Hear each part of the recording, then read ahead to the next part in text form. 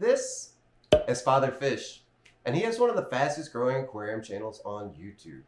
And I've watched him for a while because I respect his years of experience and his no-nonsense approach to fish keeping. But I've never set up an aquarium in the style that he talks about all the time. So in this episode, we're going to talk about what that style is, and by the end of it, we should have a nice planted tank. So stay tuned.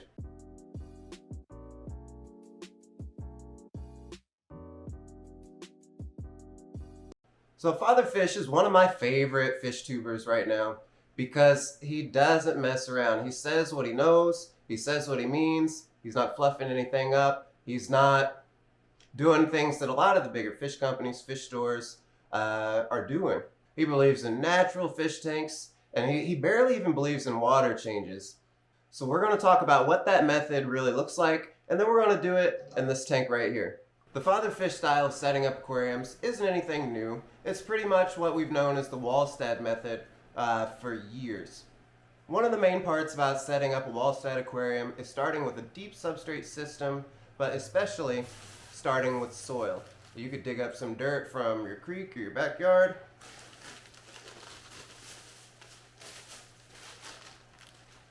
But I just happen to have some potting soil, so I'm going to try that.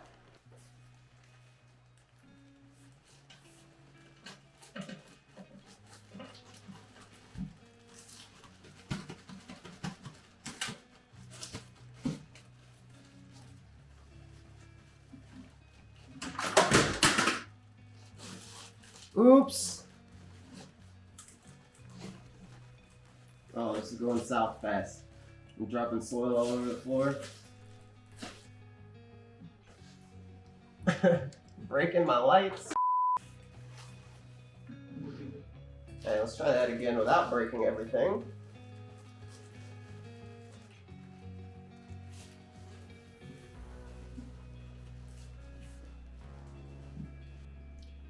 Okay, let's see how that looks. I think we can go a little more.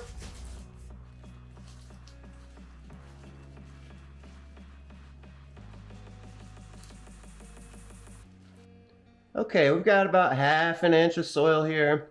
Father Fish would say do a whole inch. We have like a whole inch in the back. It's a little thicker in the back. I think this is the way I want to do it, just in case I want to have it a little taller in the background.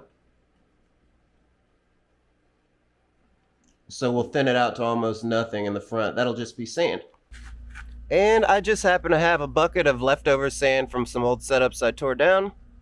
Hopefully it's not too heavy to carry inside. Okay, that was in fact heavy. I actually just broke a sweat. It's also 95 degrees down here in Florida, so that might be it too.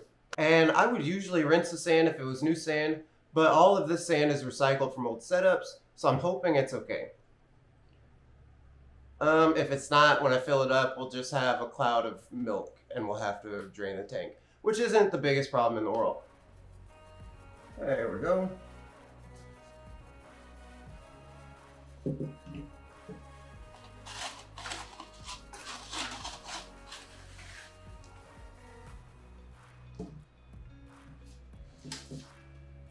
Oh look, a test strip.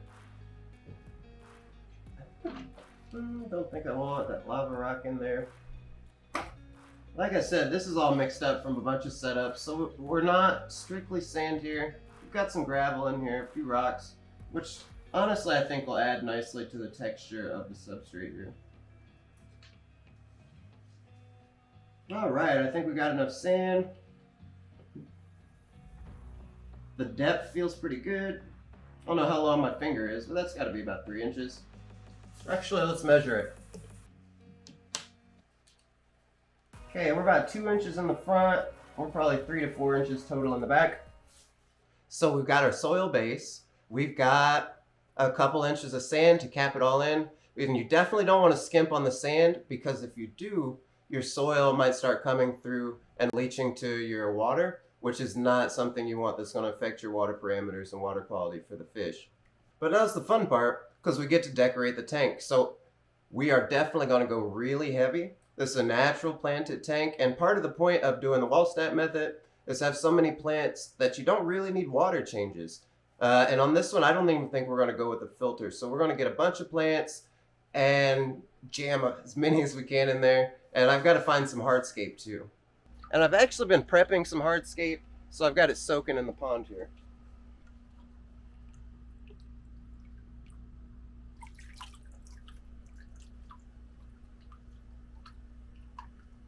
I think this will be a good piece.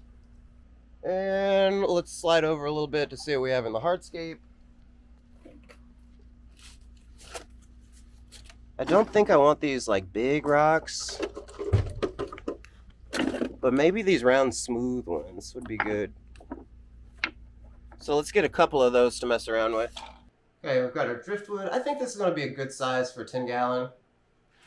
And we got a couple of rocks. And for those of you saying, JJ, why did you randomly have this soaking in your patio? Well, for anybody who's unfamiliar with driftwood, most of it floats. So you have to soak it in something till it gets waterlogged so it actually stays on the bottom, or else you have to like anchor it down or glue it down or something like that. Now, I had this in there for a few days and it finally sank, but if you want to do it faster, you can boil your driftwood. If I'm using small driftwood, I can boil it. If you're getting a big piece for a big tank, a lot of times you'll have to just find somewhere to soak it because you won't have a pot big enough. And I've heard people like soaking it in their bathtubs and then their wives yelling at them and stuff like that. You could also just get a tote, maybe, like a 20-gallon tote, like some of the ones I have out back. That's probably what I would do if I was soaking really big driftwood. So let's see what this is going to look like. So here's the thing. I'm not sure if I want to do like a centerpiece type tank or if I want to have it all kind of flowing into the corner. But I think I've done something like that recently. So let's see what this looks like.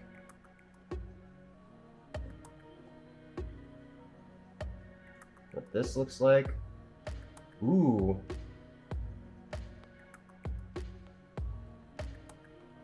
I actually kind of like the way it sets that corner there. That's pretty neat. Okay, I think I'm starting to get something I like with the hardscape. The way I'm picturing it, I want to pack a whole bunch into the corners, and I'm going to leave the middle more open, which is something I don't think I've done. So a couple more smaller rocks in there. Now these are just river stones. I think I got them at Lowe's. And these are some stones that were mixed in the gravel. Just gonna drop those around for some different texture. Now it's time to add some plants. I've never done escape with this plant. We can put one of those in there. Here's some of that Bacopa. This is Bacopa Monnieri, not Caroliniana. Grab a couple of those.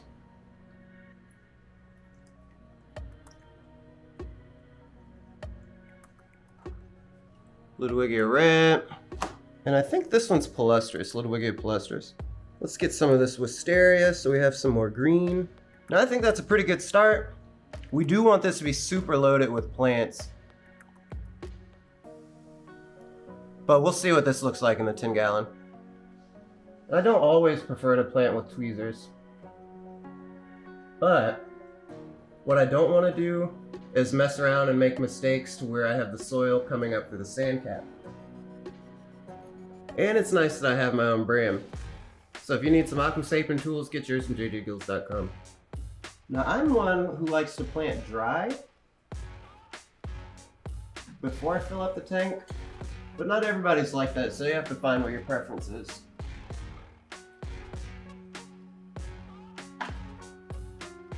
Yeah, we've got our Ludwigia repens here. Now this one will turn red in the right conditions. The better lighting you have, you'll get more red, or as it gets taller, you'll see it go more red. Because it'll be closer to your light source. So a little Ludwigia here.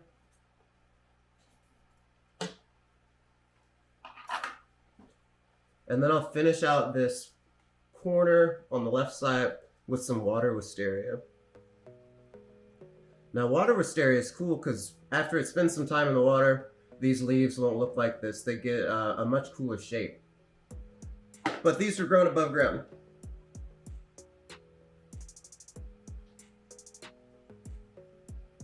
Oh, there's one. You guys see that leaf shape? See the difference there? That's what wisteria changes to when it's underwater. Very similar to water Sprite. Hard to tell apart. Okay, so we've got a whole bunch of stem plants in the background. I've got a couple more things I want to add to the foreground to add some interest, so let's find them. So in the midground, we'll put that little cryptocoin there. And maybe one more in this corner here.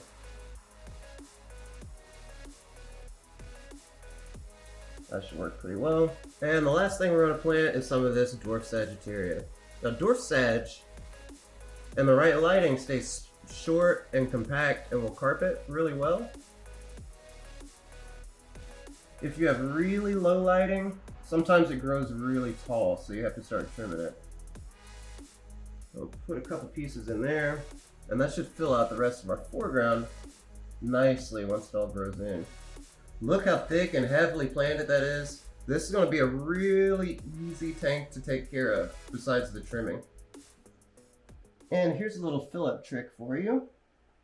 I just like to put a paper towel down, and you have to put something on top of it to keep it down. And that way our sand doesn't blow all over the place when we turn the water on.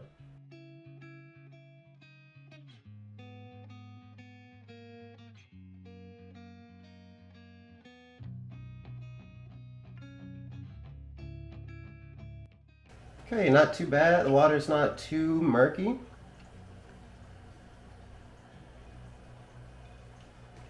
Paper towel trick worked like a charm. Plants are settling in, they're starting to perk up.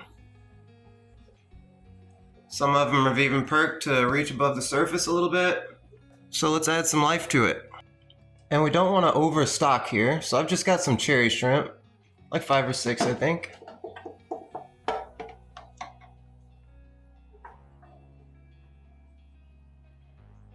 And there they go. Like I said, we've got a brand new tank with no filter. We don't want to overstock. Just kind of want to let things get going.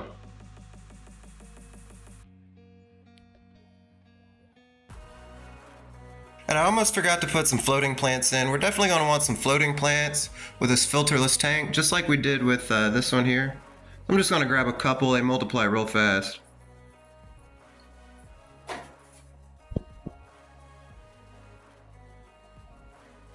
And there we go. So it's a few days later and everything's looking good.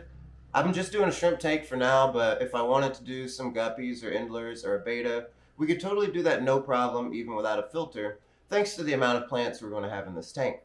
And because most of them are stem plants, in a week or two we're going to be able to trim these and plant them back in, and it's going to be even thicker with some really great vegetation. All in all, it should be in pretty good shape. Should be pretty easy to maintain. We're not going to have to do a lot of water changes. Actually, for as long as I just have the shrimp in here, I probably will only have to do top offs because they're not super heavy on the bio load. And we're not going to have to worry a lot about fertilizers because we've got that great potting soil for them to dig down in the roots. Now the stem plants do also feed from the water column, so depending on what my levels are, I might do a little bit of liquid fertilizer every once in a while, but I probably won't need to. And I know what you're thinking, JJ, if this is so good and so easy, why don't you do this method in all your aquariums? And the answer is, I kind of do. I basically do the same thing in any of my heavily planted tanks, except without the soil.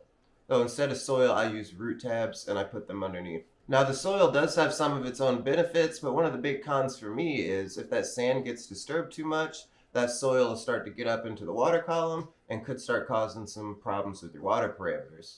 So as someone who has quite a few tanks with cichlids in them who have been known to dig, that would be a problem really fast. I also have to move a lot of plants around, and I don't want to have to pull a plant out and then I've got all this soil coming up and my sand cap going away. But other than that, I think it's a pretty cool method, something you could definitely try. And if you're thinking about trying it, or you're thinking about setting up a new planted tank in any way, don't forget you can get your plants from jjgillsaquatics.com. I got you. I've always got some on deck. Any of the plants you saw going into this aquarium, I've got online available. So we'll put the link in the description. And shout out to Father Fish for inspiring this video and preaching the gospel of naturalistic aquariums. And shout out to you guys for making it this far. So don't forget to hit that like button and subscribe for more content. And I'll see you in the next one. Peace.